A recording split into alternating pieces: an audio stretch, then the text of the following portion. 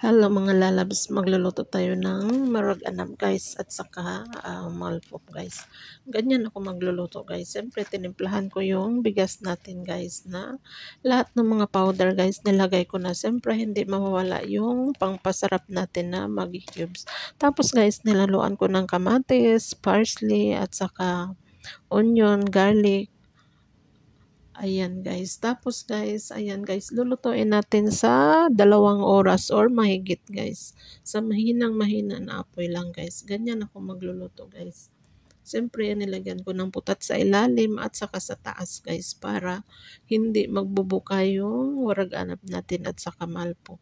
At tapos guys, anyan guys, yung sauce ko guys, siyempre tinimplahan ko din guys bago ko siya nilagyan ng sauce. Pagkatapos guys, pag kumulo guys, ayan, lagyan natin sa taas ng medyo mabigat guys. Plato lang yan nilagay ko guys. Para pag kumulo siya guys, hindi siya bubuka yung warag-anap natin at malpop. Tapos maganda yung pagluto niya guys. Tingnan nyo guys.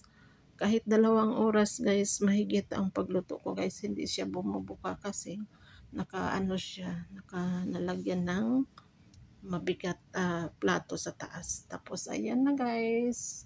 Ang sarap niyan guys. Tingnan nyo guys. Konti lang naman niluto ko guys kasi pang bahay lang yan. Ayan. Thanks for watching.